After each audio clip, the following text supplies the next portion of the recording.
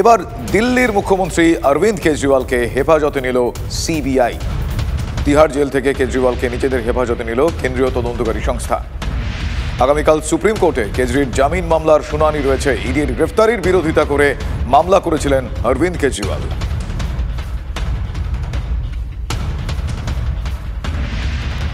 এবার দিল্লির মুখ্যমন্ত্রী অরবিন্দ কেজরিওয়ালকে হেফাজতে নিল সিবিআই। তিহার জেল থেকে কেজরিওয়ালকে নিজেদের হেফাজতে নিল কেন্দ্রীয় তদন্তকারী সংস্থা। আগামীকাল সুপ্রিম কোর্টে কেজরির জামিন মামলায় শুনানি রয়েছে। ইডির গ্রেফতারির বিরোধিতা করে মামলা করেছিলেন অরবিন্দ কেজরিওয়াল।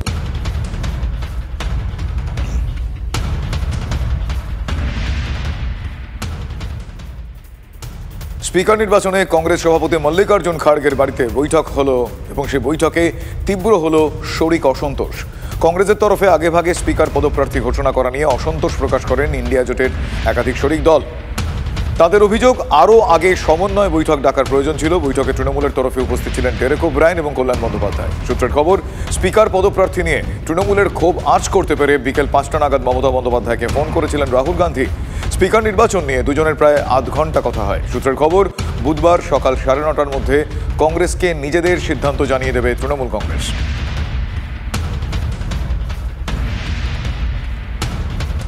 অন্যদিকে লোকসভায় বিরোধী দলনেতা হলেন রাহুল গান্ধী। মঙ্গলবার প্রোটেম স্পিকার বি মেহতাবকে চিঠি লিখে দলের সিদ্ধান্তের কথা জানিয়েছেন কংগ্রেস সংসদীয় দলের চেয়ারপারসন সোনিয়া গান্ধী। গত দুবার ন্যূনতম 10% আসন না পাওয়ায় বিরোধী দলের মর্যাদা পায়নি কংগ্রেস। এবার ফল ঘোষণার পর থেকেই রাহুলকে বিরোধী দলনেতা হওয়ার দাবি তুলেছিলেন কংগ্রেস সাংসদরা। দিল্লিতে বর্ধিত কর্মসমিতির বৈঠকে এই সিদ্ধান্তে প্রস্তাব পাশ হয়। Honorable CPP chairperson wrote a letter to the pro-time speaker Bhartwari Mahtab informing the decision of appointment of Rahul Gandhi as the leader of opposition in the Lok Sabha. Other office bearers will be decided later. বিধায়কদের শপথ বিতর্কে রাজ্যপাল সংঘাত আরও তীব্র। দুই বিধায়ক যাবেন না রাজভবনে। আগামীকাল দুপুর 12টা থেকে 4টে পর্যন্ত বিধানসভায় অপেক্ষা করবেন দুই বিধায়ক। তারা চান বিধানসভায় রাজ্যপাল বা তাঁর প্রতিনিধি এসে শপথ বাক্য পাঠ করান। সকালেই দুই বিধায়ককে চিঠি দেন রাজ্যপাল। চিঠিতে জানানো হয় শপথ নিতে হবে রাজ্যপালের কাছে। বিধানসভার শপথ নিতে চেয়ে সেই চিঠির পাল্টা চিঠি লিখলেন দুই বিধায়ক। সিদ্ধান্ত তো আমরা নেওয়ার জায়গাতে নেই, আমরা অপেক্ষা করছি অনারেবল গভর্নরের সিদ্ধান্তের জন্যে। আমরা আবেদন করেছি আবারও ওনাকে যে যাতে উনি আমাদের শপথ বাক্যটা পাঠ করান। এবং যেহেতু আজকে ওনার চিঠি যেটা আমরা পেয়েছি ওখানে উল্লেখ করা নেই যে কে শপথ বাক্যটা পাঠ করাবেন। আমরা তো একটা সিম্পল জিনিস জানতে চাইছি, কিন্তু সেটার উত্তর আমরা পাচ্ছি না। আমরা এখানে 12টা থেকে 4টে অবধি থাকবো। সমস্ত ডকুমেন্টস নিয়ে আমরা রেডি হয়ে থাকবো। এবারে ওনার ডিসিশন কি হবে সেটা আমরা বলতে পারবো না। আমরা রেডি আছি শপথ বাক্য পাঠ করার জন্য। মানুষের ভোটে জিতে এসেছি, পাশাপাশি বরানগর থেকে সায়ন্তিকাও এসেছে। তো আইনের জটিলতা, কুটকাচালি, ধারা উপধারা এইসব আমি বুঝি না। তো আমরা চাইছি যে প্রথাটা আমাদের বেঁচে থাকুক। আমরা ভারতীয়, আমাদের ট্র্যাডিশন নিয়ে আমরা থাকি। আমরা বাঙালি, আমাদের বাঙালিয়ানা ট্র্যাডিশন নিয়ে থাকি। সেই ট্র্যাডিশন নিয়ে আমরা বাঁচবো, সেই ট্র্যাডিশন নিয়ে আমরা থাকবো। এইটুকু আপিল আমরা গভর্নরের কাছে করেছি। এইটুকু আবেদন আমরা করতেই পারি। মিড টার্ম পড়ে যারা জিতে এসেছেন তাদের শপথ গ্রহণকে কেন্দ্র করে কেন এত বিতর্ক তৈরি হচ্ছে এটা আমার জানা নেই। এবং বি.আর. আম্বেদকরের তার একটা পরিষ্কার একটা স্পিচ আছে, সেখানে বি.আর. আম্বেদকর এই প্রসঙ্গেও বলেছেন যে মিড টার্ম পড়ে যদি কেউ জয়লাভ করে আসে তাহলে স্পিকার তাকে শপথ বাক্য পাঠ করাবেন। যিনি আমাদের বিশেষ করে কনস্টিটিউশনের স্রষ্টা, তার বক্তব্য স্পিচ, সেই স্পিচের কপিটাও আমরা বার করে রেখেছি। দরকার রাজ্যপালকে সেটা আমরা দেখাবো। নবনির্বাচিত দুই জনপ্রতিনিধি সায়ন্তিকা বন্দ্যোপাধ্যায়, রেয়াত হোসেন সরকার, তাদের বিধায়ক হিসাবে শপথ গ্রহণ ঘিরে জটিলতা অব্যাহত। দড়ি টানাটানি রয়েছে মঙ্গলবারেও। রাজভবন চাইছে দুপুরে রাজভবনে এসে শপথ নিক সায়ন্তিকা বন্দ্যোপাধ্যায় এবং রেয়াত হোসেন সরকার। উল্টো দিকে সায়ন্তিকা বন্দ্যোপাধ্যায় এবং রেয়াত হোসেন সরকার মঙ্গলবার সন্ধ্যায় রাজভবনকে চিঠি দিয়ে জানিয়ে দিলেন যে বিধানসভায় এসে রাজ্যপালই শপথ বাক্য পাঠ করান। আর এই জটিলতাতে আদতে ক্ষতিগ্রস্ত হচ্ছে বরানগরের মানুষ, ভগবানগোলার মানুষ। অন্তত তেমনটাই দাবি করছেন সায়ন্তিকা বন্দ্যোপাধ্যায়, রেয়াত হোসেন সরকার। আর এরই মধ্যে বিধানসভার স্পিকার দুই নবনির্বাচিত জনপ্রতিনিধিকে আপাতত ওয়েট অ্যান্ড ওয়াচ পলিসি নিতে বলেছেন। এখন এই জটিলতা কতদূর এগোয় সেদিকেই নজর প্রশাসনিক মহলের। ক্যামেরায় অর্ঘ্য চ্যাটার্জির সঙ্গে প্রদীপ্তকান্তি ঘোষ, TV9 বাংলা, কলকাতা। কাপসার পর এবার নবদ্বীপ। শাহাদত মডিউলে এবার নদিয়া যোগ পাওয়া যাচ্ছে। তার কারণ হাওড়া স্টেশন চত্বর থেকে আরও এক সন্দেহভাজন জঙ্গিকে গ্রেফতার করেছে রাজ্য পুলিশের STF। এই অভিযুক্তর নাম হেরাজ শেখ। মোহাম্মদ হাবিবুল্লাহকে জেরা করে যে সমস্ত তথ্য পাওয়া গিয়েছে তার ভিত্তিতে অভিযান চালানো হয় এবং সেই অভিযানেই এই সন্দেহভাজনকে পাকড়াও করা হয়। এই ধৃতদের সঙ্গে আর কাদের কাদের যোগাযোগ রয়েছে তা খতিয়ে দেখছেন তদন্তকারীরা। জঙ্গিযোগে রাজ্যে গ্রেপ্তার আরও এক সন্দেহভাজন। মঙ্গলবার সকালে হাওড়া স্টেশন থেকে হারেজ শেখ নামে এক যুবককে গ্রেপ্তার করে রাজ্য পুলিশের স্পেশাল টাস্ক ফোর্স। শনিবারই দুর্গাপুরের কাকসা থেকে গ্রেপ্তার করা হয়েছিল বাংলাদেশের নিষিদ্ধ সংগঠন আনসার আল ইসলামের স্লিপার সেল শাহাদাত গোষ্ঠীর সদস্য মোহাম্মদ হাবিবুল্লাহকে। তাকে জেরা করে হারেজের নাম জানতে পারেন তদন্তকারী আধিকারিকরা।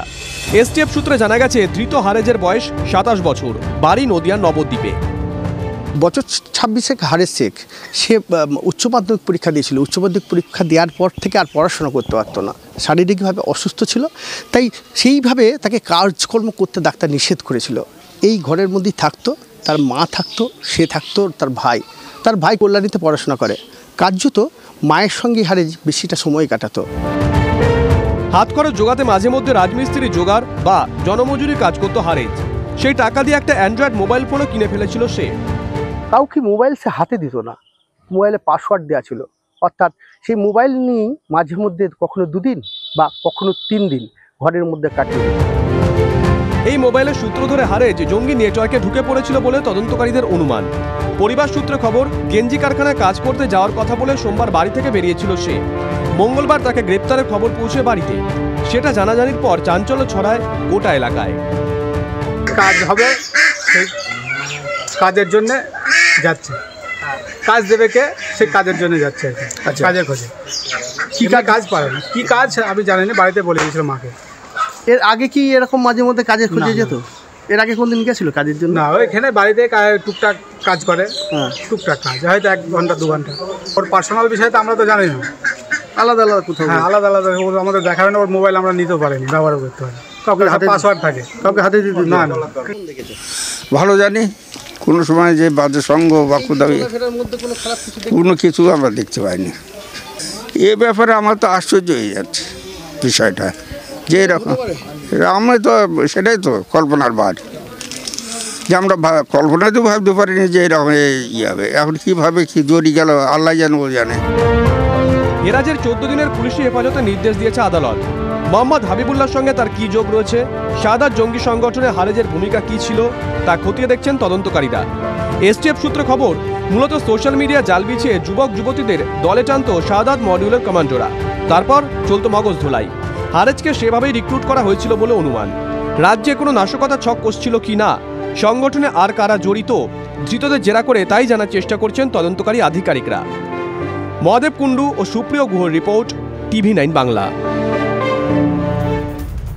অন্যদিকে নেট বিতর্কে কেন্দ্রীয় সরকারের ভূমিকার প্রশংসা অভিজিৎ গঙ্গোপাধ্যায়। পরীক্ষা দুর্নীতিতে বিজেপি সরকারের পদক্ষেপ দেশে নজিরবিহীন, এমনটাই মন্তব্য বিজেপি সাংসদের।